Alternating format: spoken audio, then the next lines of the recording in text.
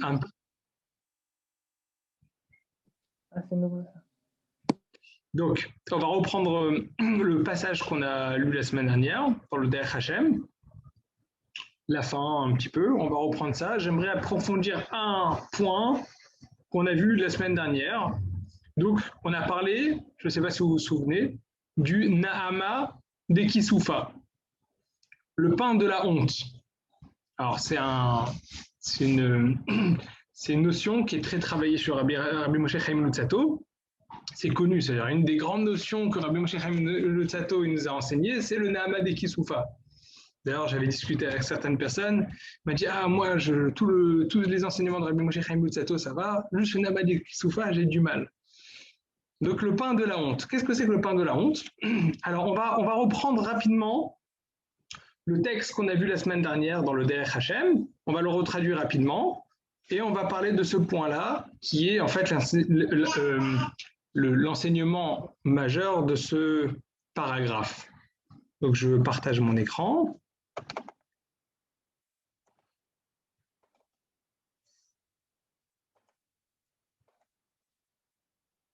Excusez-moi, j'ai fait un scan pas super droit. Alors, on rappelle toujours, désolé que je reprends à chaque fois le fil conducteur, mais on a expliqué, encore une fois, je le répète, Rabbi Moshe Chaim Luzzatto, il fait découler une notion de l'autre, donc on est obligé de reprendre le fil conducteur. On a donc d'un premier temps Dieu qui va apporter à Kadosh Baruch Hu, le béni soit-il, qui veut apporter de la bonté à l'homme, donc ça on a travaillé, retravaillé, on ne va pas revenir dedans. Le problème, c'est que l'homme n'est pas en capacité normalement à recevoir cette bonté qui dépasse ses capacités puisqu'il est un être créé. Or, la bonté absolue vient de la perfection. L'imperfection, perfection, on a fait un cours entier dessus. Comment il a fait? Pardon? À quelle page est-ce qu'on est? Alors, on est... Ou quel intérêt? Donc, on est... Le Derech Hashem, il est partagé en 4 chapitres, en 4 parties. Donc voilà, pour les personnes qui ont maintenant le livre et qui peuvent suivre dans les mots. C'est ça. D'ailleurs, j'encourage tous ceux qui participent à ce cours à le faire aussi, sans faire de promotion pour une librairie quelconque, mais c'est vraiment une bonne chose. Donc, le Derech Hashem est partagé en 4 parties. Nous sommes dans la première partie. La première partie est partagée en plusieurs chapitres. Nous sommes dans le second chapitre. D'accord? On avait parlé, le premier chapitre, on l'avait vu très superficiellement. On avait fait un cours dessus avec la notion de Yedia et Emouna, la connaissance et la foi. Nous sommes dans le deuxième chapitre et le second chapitre est partagé en plusieurs paragraphes. Nous avons travaillé la semaine dernière sur le second paragraphe que nous allons reprendre un petit peu aujourd'hui pour approfondir un point. Second paragraphe, donc c'est la lettre bête. C'est bon, Dan? Tu l'as dans les mots? Non, je vais dans les mots. Super, alors on y va. Veoulam, cependant, Gazra Chormato, l'intelligence divine a décrété chez Liot Atov Hachalem que pour recevoir cette bonté parfaite, Raoul, chez Yé Ané Nebo, Baal Atovaou. Il faut que la personne qui va recevoir, qui va profiter de cette bonté, il ne faut pas qu'il la reçoive comme un cadeau. Il ne faut pas qu'il la reçoive, c'est ce qu'il va expliquer tout de suite, donc il dit une première phrase, il va la développer. Il ne faut pas que ce soit reçu sans aucune acquisition. Il faut que la personne qui le reçoive en devienne propriétaire, que ça fasse maintenant désormais partie de lui. Pérouche, je prends avec le curseur, Pérouche, on explique. Mi sheikne atov beatzmo, velo mi sheitlavelo atov bederech mikre. Il faut que cette personne-là acquérisse cette bonté par lui-même et pas que cette bonté l'accompagne comme, on appelle ça bederech mikre, comme par hasard. C'est-à-dire par hasard, c'est-à-dire qu'on lui a donné. Il l'a reçu comme un cadeau. D'accord? Donc il y a une nécessité.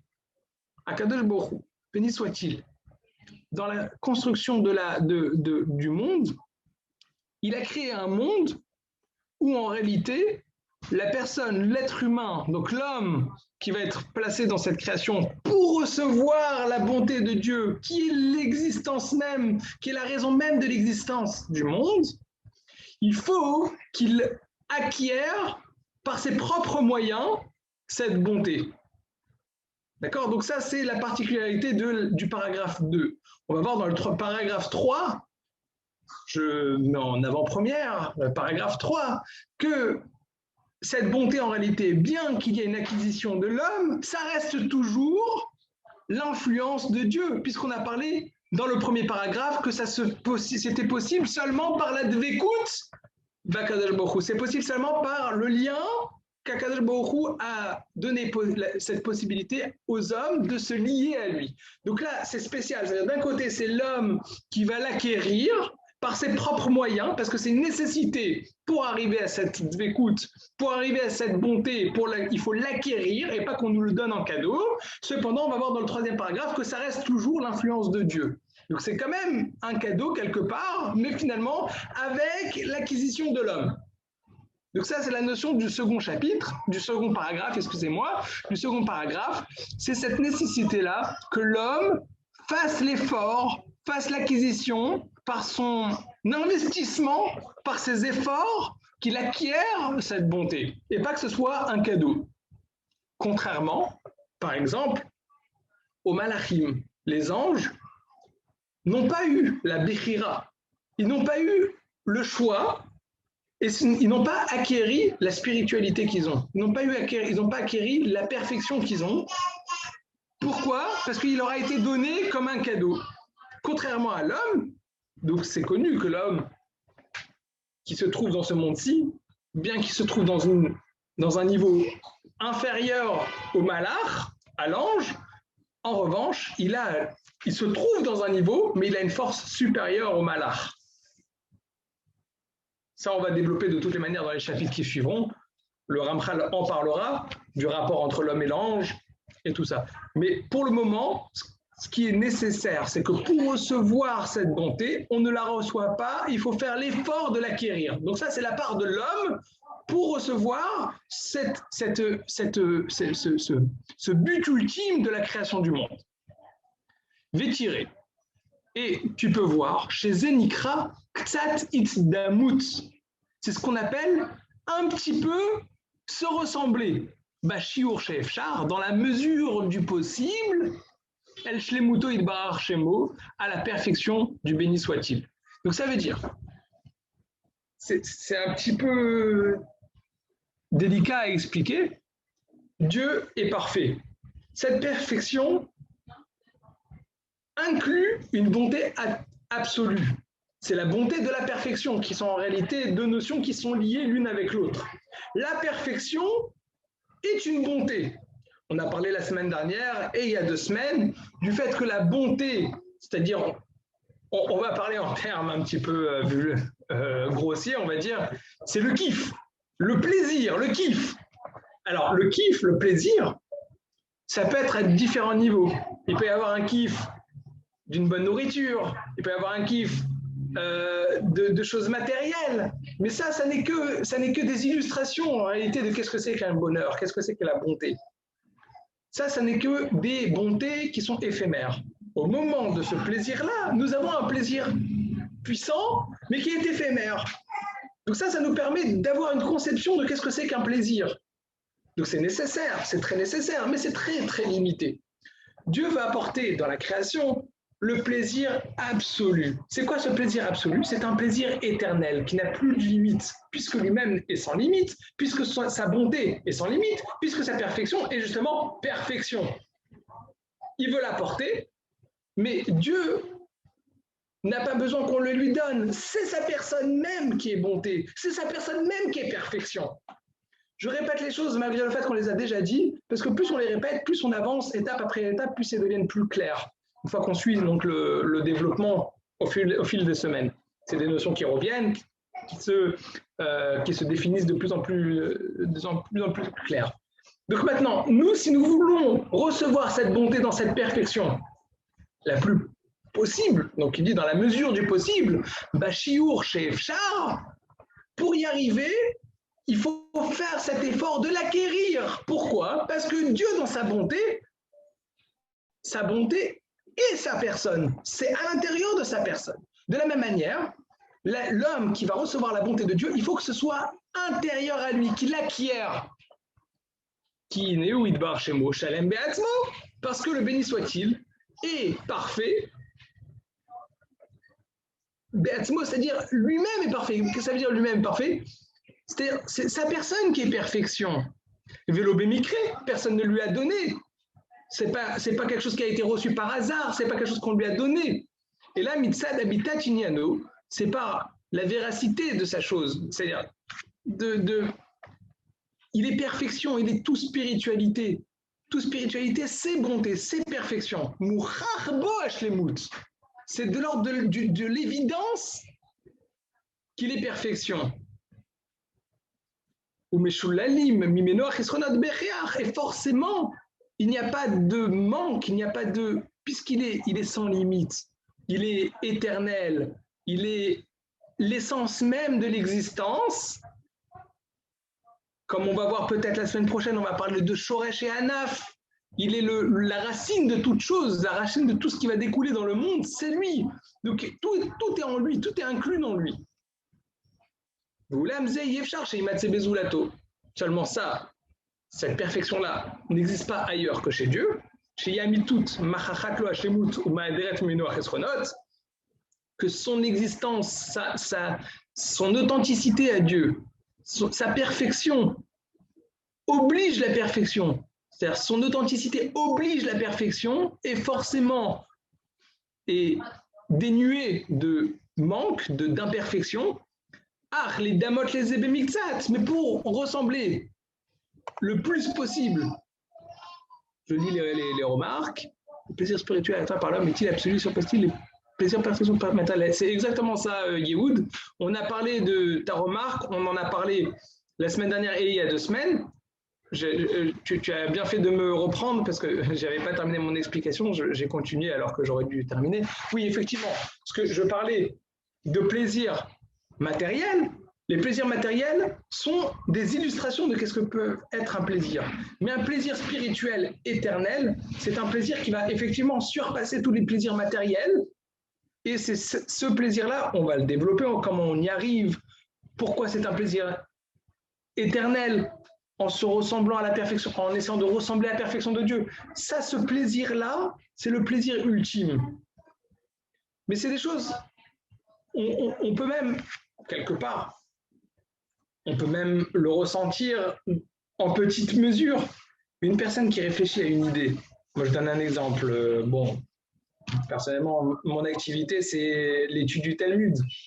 Donc je vais donner avec des choses que moi je connais, l'étude du Talmud. Vous savez, vous avez une page de Gemara, une page de Talmud, on lit la Gemara. C'est très très dur à comprendre parce qu'il faut faire un effort, il faut faire l'effort de déchiffrer.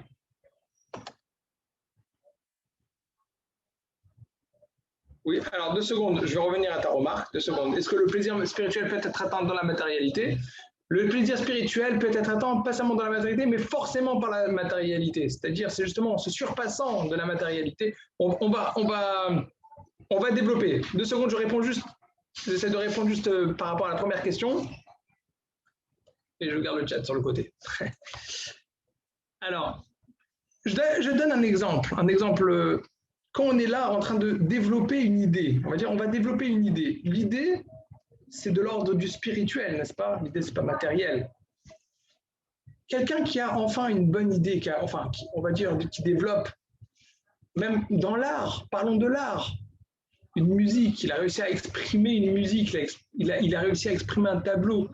Ce plaisir-là, le plaisir de l'expression artistique, le plaisir d'expression scientifique, c'est un plaisir, on va dire, qui est beaucoup plus intense et qui va durer dans le temps, qui a une longueur de vie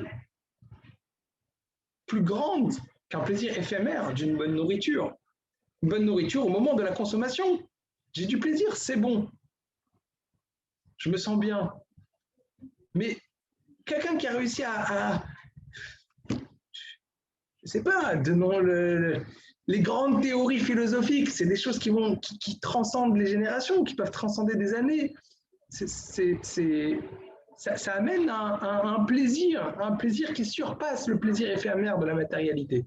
Donc ça, c'est pour avoir une illustration des degrés de plaisir. Maintenant, le plaisir de la perfection, c'est-à-dire qu'on atteint une perfection ultime, c'est des grandes théories, c'est des grands mots. Mais normalement, on devrait arriver, en tout cas c'est ce que Akadosh Baruch Hu veut nous apporter, on devrait arriver à un plaisir intense, éternel. Et ça, il y a tout un processus comment y arriver. Il y a des complications, il y a des ramifications, des articulations. Donc, de manière simple, Dieu veut nous apporter ce plaisir. C'est un plaisir. Oui, une passion. Je vois ce que Dan écrit. Une passion. Une passion, oui, c'est de l'ordre peut-être du spirituel. Ça nous illustre un petit peu qu'est-ce que c'est qu'une... bien évidemment, je suis même, partons, voilà, passion pour le basketball. On a parlé du basketball tout à l'heure. Mais c'est quelque chose qui est prenant pour une vie. C'est pas éphémère. Donc, bon, il y a le moment du jeu, on va dire. Au moment du jeu, ça va être de l'ordre du matériel. Au moment du jeu, il y a un plaisir, le temps du jeu. Mais il y a aussi cette passion qui nous anime, qui est de l'ordre du spirituel, qui va surpasser le moment éphémère de la matérialité. Ça illustre un petit peu qu'est-ce que c'est que ce plaisir qui dure, qui tient dans le temps, qui tient dans la durée. Donc, Alachat Kama Vekama, à plus forte raison, les Abdil Mine Avdalot, quand on monte dans les plaisirs de la perfection, du rapport, de se rapprocher du spirituel, se rapprocher de Dieu, Yakadosh Baruch Hu, que là on va atteindre un plaisir ultime. Alors, Yehoud demandait par rapport à la passion spirituelle transcende la passion comme souffrance. La passion spirituelle transcende la passion comme souffrance.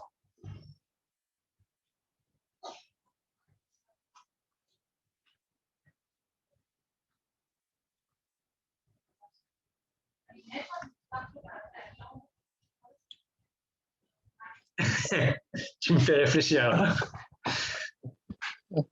J'ai entendu justement cette semaine un enseignement bouddhiste qui disait que oui, que la religion bouddhiste voudrait... j'espère que je ne vais pas me faire lyncher en disant ça. La Torah, Al-Ta'amin, voilà, que l'enseignement bouddhiste, ce serait pour surmonter la souffrance. Moi, je ne dirais pas que c'est l'enseignement de la Torah. Peut-être qu'une personne qui a la capacité de voir clair dans les cheminements du monde, qui est capable de comprendre où est la place de la souffrance, peut-être c'est le chemin de Rabbi Nachman de Braslav, avec l'introspection, l'aïdbo des doutes, comprendre notre lien avec Dieu. Il n'y a pas de mal sur terre, puisqu'en réalité, tout est dans un processus. Peut-être. Alors là, il sera au-dessus de la souffrance. Est-ce que ça veut dire que la passion spirituelle est au-dessus de la souffrance? Non, pas forcément. Parce qu'il peut y avoir des gens qui sont dans de grandes souffrances et qui sont dans la passion. Oui et non, je dirais oui et non. D'un côté, oui, parce que la compréhension, la passion, elle va surmonter la souffrance. Bon, je reçois la remarque. Ça mérite réflexion. Ça mérite réflexion et surtout convergence des points de vue, parce que si on reprend la notion de passion, c'est quand même vivre la passion, c'est vivre la souffrance. Ça nous fait surmonter la souffrance. Oui, la passion, elle surmontera la souffrance, peut-être.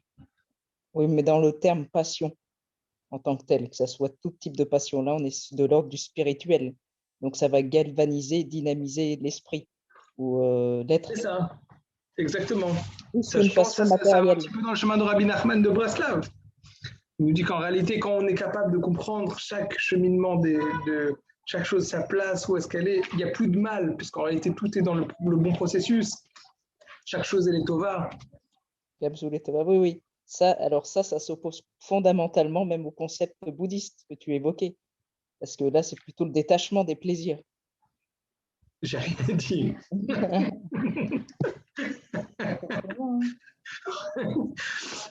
on fait des... Enfin, on peut le penser, je ne l'ai pas dit. Pas forcément, quand on dit que... Entre nous, personne ne nous écoute. Je ne vais pas me faire lyncher, j'espère. Oui, peut-être. Oui, peut-être l'aïdbo des doutes, elle nous permet justement de nous élever au-dessus de la souffrance, par cette passion, par cette compréhension du cheminement des choses. Oui, peut-être. Peut-être c'est des choses qui ressemblent avec l'enseignement bouddhiste. J'ai rien dit. J'attends pas qui veut. D'accord. On continue, très bien bon pour la remarque. En tout cas, ce qu'on voit dans ce développement du Ramchal, c'est qu'il y a une nécessité de faire l'effort d'acquérir cette bonté et que ce ne soit pas donné comme un cadeau. Pourquoi? Parce que justement, Dieu veut nous faire ressembler le maximum à lui. Et lui, cette bonté est interne à lui, et dans sa personne, donc il veut que nous aussi on acquiert. Donc tout le processus dans le monde, il l'a mis d'une certaine manière. Alors comment il le fait? Pour ressembler à cela dans la mesure du possible,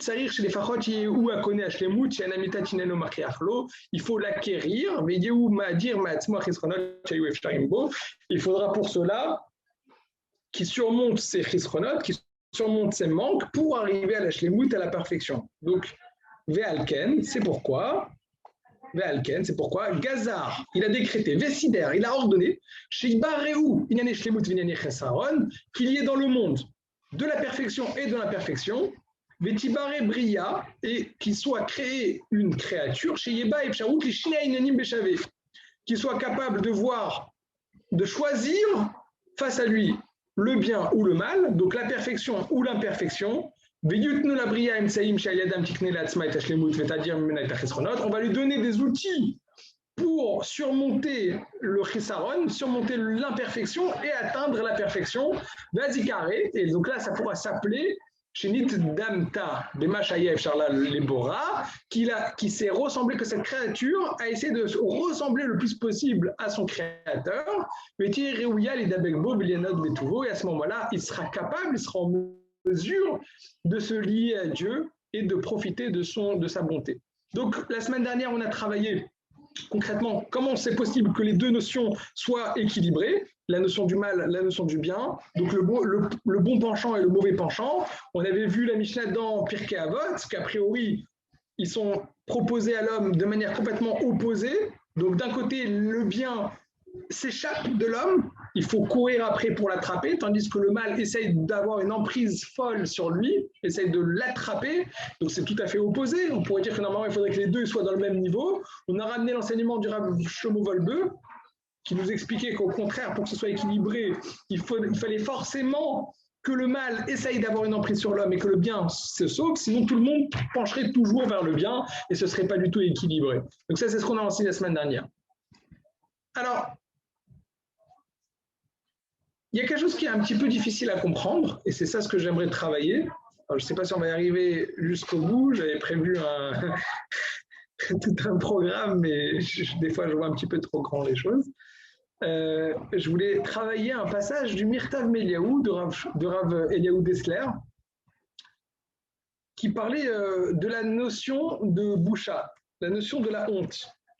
Parce que justement, donc on va voir dans le Dat Vunot, donc un autre livre des enseignements de Rabbi Moshe Chaim Luzzatto, Ramchal, le Dat Vunot, il décrit justement cette notion de honte. C'est-à-dire que pourquoi Hachem ne pouvait pas donner à l'homme, donc là on a développé cette bonté qu'il fallait que l'homme l'acquiert pour ressembler à Dieu. Mais pourquoi Hachem n'aurait pas pu créer un homme avec cette bonté à l'intérieur de lui? Pourquoi il faut qu'il l'acquiert? Hachem aurait pu créer un homme déjà parfait. Et cette perfection soit dans sa personne. Et sur ça, le Dat Vunot, alors je vais vous le lire. Le Dat Vunot, un autre, donc on avait parlé dans l'introduction de tous les livres que le Ramchal a écrit. Donc ça, c'est un de ses enseignements. Il est assez connu, ce livre, donc il est assez réputé.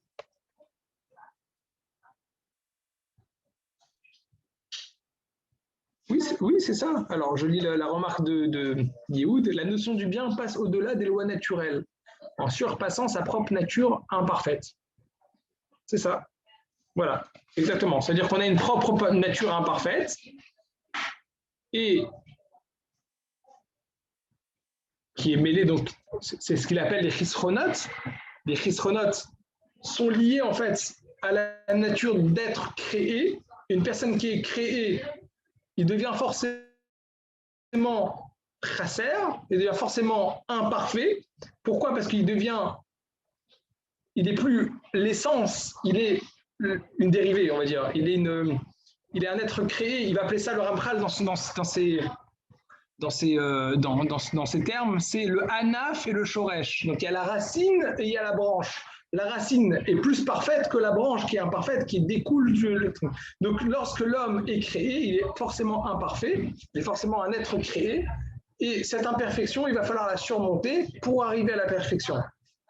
Comment c'est possible? Par le biais du lien avec Dieu. Comme on peut avoir un lien avec Dieu, il faut qu'il y ait un effort personnel pour que ce soit à l'intérieur de nous, sinon ce serait un cadeau. Et c'est ça ce que je veux travailler avec le texte du Ramchal dans le Dat Vunot.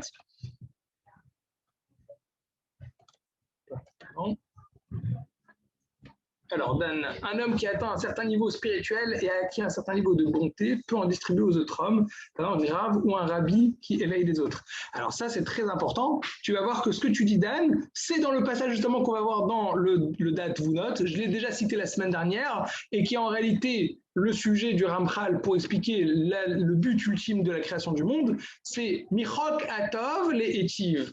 Dans les lois même de la bonté, c'est d'apporter de la bonté aux autres. La bonté ne peut pas se suffire à lui-même, il faut aussi, il peut se suffire. La bonté est parfaite, mais il faut, dans la notion, dans la définition même de la bonté veut être partagée aux autres. C'est pour ça que Dieu a créé le monde, puisqu'il était entièrement bonté. Dans la loi même de la bonté, dans les règles de la bonté, Dieu veut le partager. Michok Atov Leitiv. On va voir ça tout de suite dans le passage du Dat Vunot. Amara Sechel, donc c'est une discussion entre la Neshama et le Sechel. Alors, ce qu'on pourra obtenir, comprendre de ce sujet, qui est à quel Idbarar Shemo. Car le Dieu, béni soit-il, Utachlit Atov Vadai, c'est le bien ultime. Veomnan, cependant, Michok Atov, la loi qui régit le bien, ou les étives, c'est de vouloir apporter, partager cette bonté. Des Zéou Macheratza ou Idbarar Shemo. Donc on voit que c'est des notions qui reviennent chez le Ramchal. C'est des choses qu'il écrit dans différents livres. Donc chaque livre, il a une raison pourquoi il l'a écrit, mais c'est des choses qui reviennent. Des Zéou Macheratza ou Idbarar Shemo. C'est ça ce que Dieu a voulu dans la création, l'ivro, de créer, Nivraim, des êtres créés, Kedé chez Yuchal Lativ Lahem, comme seul but de pouvoir leur apporter du bon, puisque lui, il est bonté absolue, comme il a écrit avant, ou Tachlit Atov Vadai, c'est le bien ultime, c'est la bonté ultime, Dieu. Donc, Michok Atov Leitiv, la loi de la bonté, c'est d'apporter du bien à autrui, à autre que lui, donc c'est pour ça qu'il a créé un être créé pour pouvoir lui apporter du bon. Ki im en mekabel atov en atava. Veomnam, cependant, pour que ce partage de bonté soit un partage de bonté parfait, Yada bechormato anisgava, il savait dans son intelligence supérieure, Sheraoui sheyu amekabli mota, que ceux qui vont recevoir cette bonté, il faudrait mekabli mota beegia kapam, il faudrait qu'ils la reçoivent avec leurs propres efforts, par leur propre travail, car à ce moment-là, c'est eux-mêmes qui seront les propriétaires de cette bonté. Ce ne sera pas une bonté qu'on leur a offerte, c'est eux qui ont fabriqué cette bonté par leurs propres mains. Velo isher lahem boshet panim, il ne restera pas en eux de la honte des kablamatov lorsqu'ils recevront cette bonté. Parce que ça ressemblait comme quelqu'un qu'on lui a donné de la mendicité, on l'a donné de la tzedaka, de la charité. Velzé Ambrou, c'est sur ça qu'il est enseigné dans le Talmud de Jérusalem, dans le traité Orla, Man de Achil de l'Avdilé, donc c'est de l'araméen, Man, une personne, de Achil, qui consomme de l'Avdilé, de quelque chose qui ne lui appartient pas, c'est-à-dire que ce n'est pas de lui, c'est-à-dire qu'on lui a donné, Baït l'estakoulé ba'apé, il sera obligé de devoir regarder le visage de son bienfaiteur. C'est-à-dire qu'il aura honte. Quand on donne de la charité, la personne qui reçoit la charité, ça lui génère de la honte. Alors, on a l'impression, on pourrait dire, cette honte, peut-être que Dieu aurait pu créer aussi d'une certaine manière qu'il n'y ait pas cette honte, qu'on lui donne, qu'il n'y ait pas cette honte. Non, c'est-à-dire la honte, c'est quelque chose de nécessaire dans la création de l'homme. C'était nécessaire que Dieu crée cette honte dans le processus de recevoir la bonté. C'est nécessaire. Alors pourquoi? Pourquoi? Alors c'est ce qu'on va voir. Je ne sais pas si on va avoir assez de temps pour travailler ça dans le Mirtameou, sinon on le dira à l'oral assez rapidement. Le Rav Eliaou Dessler, dans le 4e tome du Mirtav Meliaou, donc il y a 5 tomes dans le Mirtav Meliaou. Alors, juste pour... J'allais raconter une anecdote, mais c'est pas grave, on va avancer. Il y a 5 tomes dans le Mirtav Meliaou. Le 4e tome, à la fin, il donne des conseils de vie, des conseils de...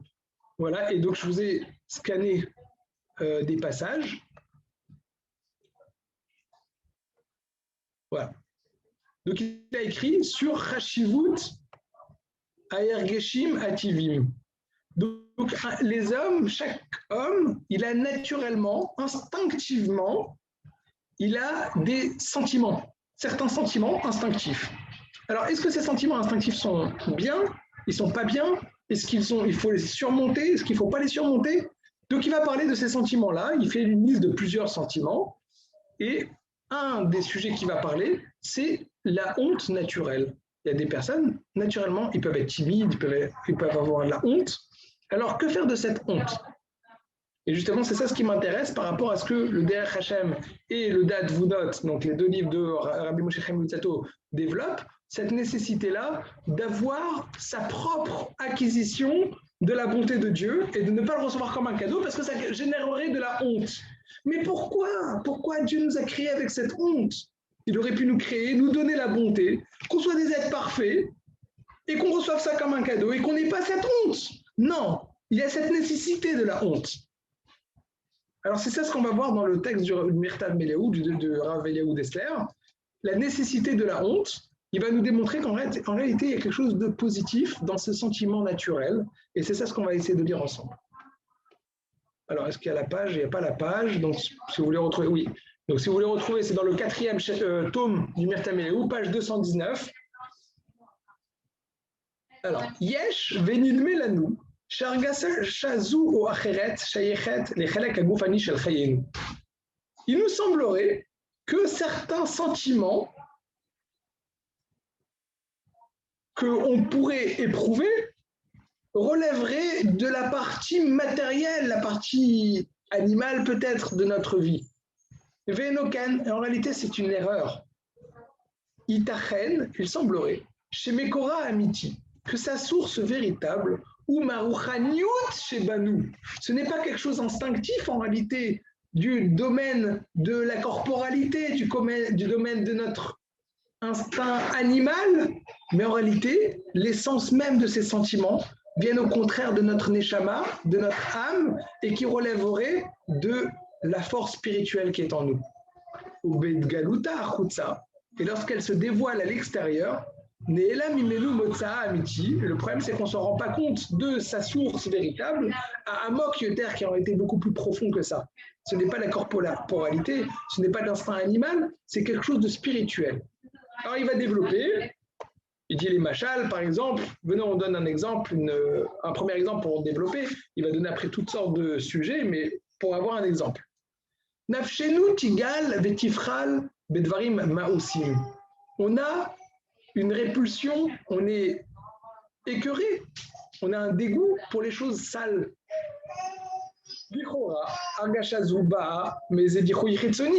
A priori, c'est notre corps qui a un rejet de quelque chose d'extérieur. La Torah sainte nous a dévoilé la profondeur de ce sujet. C'est écrit qui t'etse la milchama lorsque tu partiras à la guerre. Donc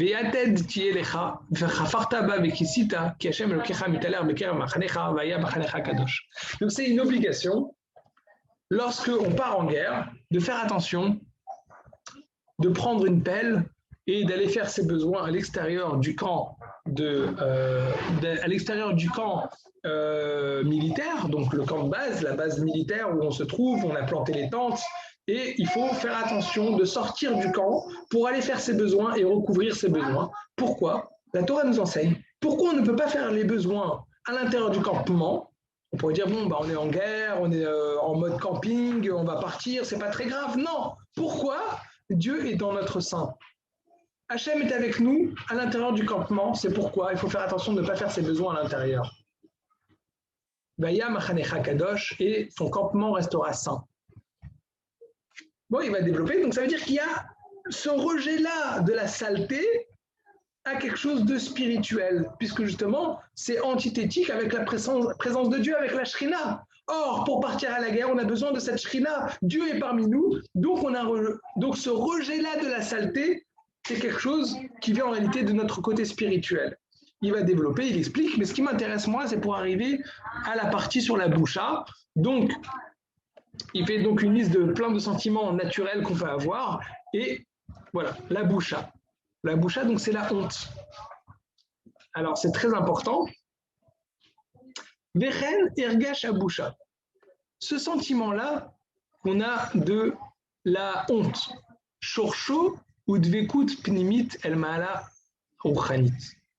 L'essence, la racine, le fondement de ce sentiment naturel qu'on peut avoir de boucha, de honte, en réalité vient d'un lien fort intérieur à notre niveau spirituel. Au Be'irgish à Adam benafsho, chez Nafal mimalato, ariou mitbayesh. Lorsqu'une personne ressent qu'il est descendu de son niveau spirituel, ça a comme conséquence qu'il a honte.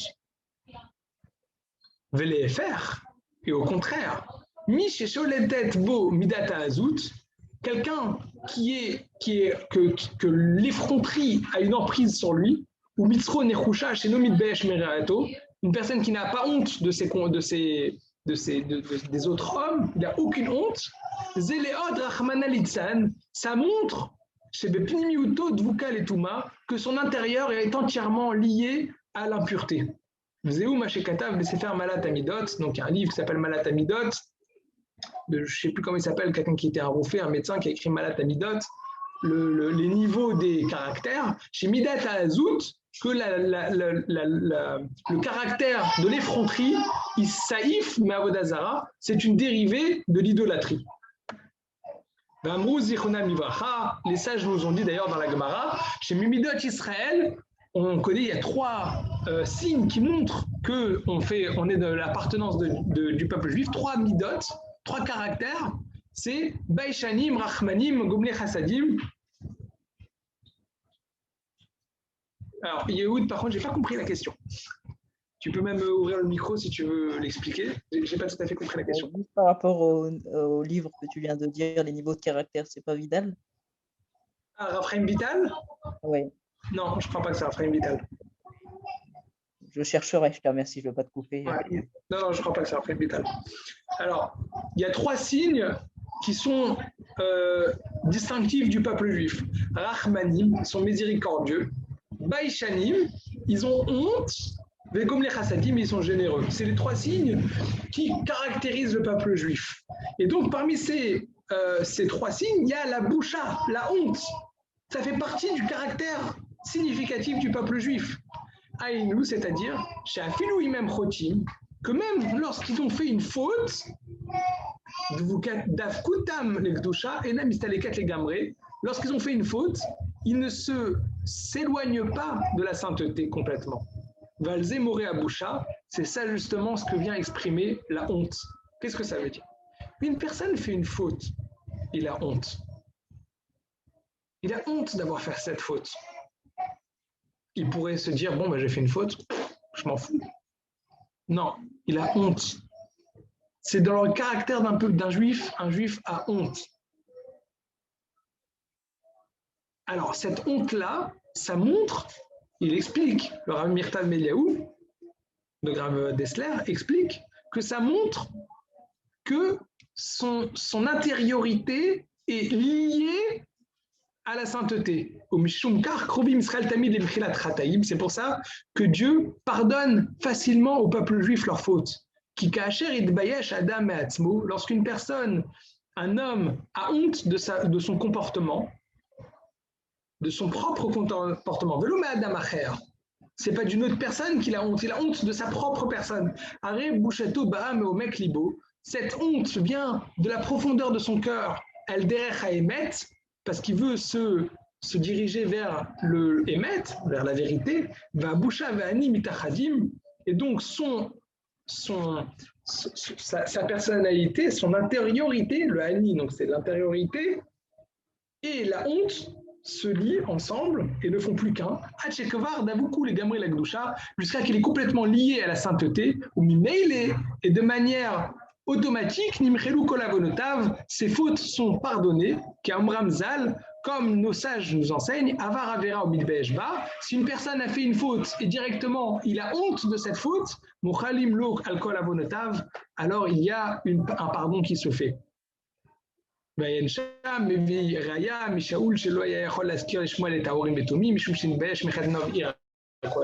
Ça continue, ça continue. Il y a encore un développement du Mertam Eliaou. Il y a eu une histoire comme ça de Shaoul qui était un roi qui a, il faut comprendre qu'est-ce qui s'est passé là-bas, mais il a massacré des Kohanim. Et après, lorsqu'il est venu devant Shmuel, il ne voulait plus parler de demander au Urim et Tumim. Urim et Tumim, c'est les réponses de Dieu à l'intérieur qui s'exprime dans le pectoral du Kohen Gadol. Il ne voulait plus parler il avait honte de se rapprocher de cette connexion avec Dieu. Pourquoi? Parce qu'il avait fait une faute d'avoir massacré des Kohanim.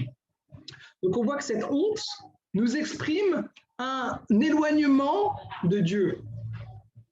Et le fait qu'on a honte, c'est-à-dire qu'en fait on aspire à se rapprocher de Dieu. Et comme on a fauté, alors on se sent éloigné, et donc il y a cette honte qui se crée. Une personne qui recevrait, on revient maintenant avec le Derech Hashem, la honte provoquée par le cadeau. Ça voudrait dire que cette honte révèle que lorsque Dieu nous a donné en cadeau la bonté, lorsque Dieu nous donnerait en cadeau la perfection, on aurait honte. C'est-à-dire que Hachem a créé dans l'être humain, chez l'homme, cette capacité à avoir honte. Donc ça voudrait dire que ça nous empêcherait de nous rapprocher de Dieu. Alors, je voulais développer aussi toute la notion de Hamal, la notion de l'effort. L'effort fait que ça nous appartient. Mais quand ça nous appartient, ça veut dire que c'est plus profond en nous et qu'on est plus proche de cette chose. On a une emprise sur cette chose, mais de manière plus proche. Donc la honte, c'est un outil pour se rapprocher d'une certaine chose. Si on nous donne un cadeau, c'est statique. On n'a pas la possibilité de se rapprocher tellement. La honte fait qu'on veuille, c'est un vecteur à l'intérieur de nous, c'est un moteur pour nous donner cette envie de vouloir nous rapprocher parce qu'on se sent éloigné. On se sent éloigné, donc on va faire les efforts pour se rapprocher. Donc cette honte-là fait partie du caractère de l'homme, fait partie des outils de la création pour chercher à se rapprocher de Dieu. Et c'est pour ça que si on nous donnait en cadeau, on aurait cette honte qui s'éveillerait en nous, qui montre qu'en réalité, on n'a pas cette capacité à se rapprocher vraiment assez de Dieu. Donc, Hachem a créé cet outil qui s'appelle la honte pour nous donner cette envie de nous dépasser et d'aller chercher à se rapprocher. Et c'est pour ça que c'est extrêmement nécessaire, la honte. Et là, l'enseignement du Mirtam Eliaou nous dit plus que ça. C'est que cette honte qui s'exprime en nous, montre que notre intériorité, donc c'est l'expression de notre neshama, de notre âme, de notre côté spirituel qui est en nous, le fait même qu'on a honte, c'est-à-dire qu'au fin fond de nous, qu'est-ce qui régit notre personne? C'est la spiritualité et la sainteté. Et par le fait qu'on exprime justement cette spiritualité et cette sainteté en nous, forcément on est lié à la sainteté et Dieu nous pardonne de nos fautes. Alors, je reprends donc maintenant pour conclure l'étude d'aujourd'hui. On a parlé donc de la notion d'acquérir, on a reparlé de cette notion d'acquérir cette bonté. Pourquoi? Parce que si on ne faisait pas l'effort d'acquérir cette bonté, il y aurait eu comme conséquence une honte. On a parlé de cette notion de honte comme un outil pour sentir qu'à l'intérieur de nous, on a une liaison très forte dans l'intériorité avec le divin, avec Akadosh Baruch Hu, avec la sainteté. Et le fait qu'on a une honte, ça montre qu'on veut se dépasser et chercher à se rapprocher. Et si on avait honte parce qu'on nous a donné en cadeau, ça voudrait dire qu'on serait en incapacité de s'en rapprocher. Et cette honte aurait comme conséquence que, comment conclure, la honte de ne pas pouvoir se rapprocher, ça montre que nous serions limités dans la capacité à nous rapprocher de Dieu.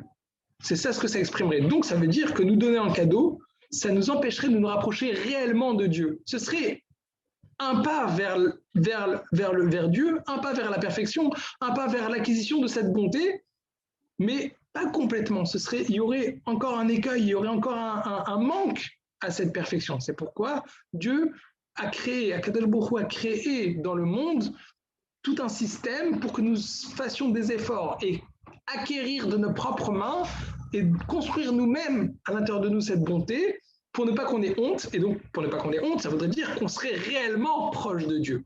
Voilà, c'est ce que je pense, c'est ce qu'on peut ressortir de notre étude aujourd'hui, du deuxième paragraphe du deuxième chapitre de la première partie du Derech Hashem. Ça sera tout pour aujourd'hui.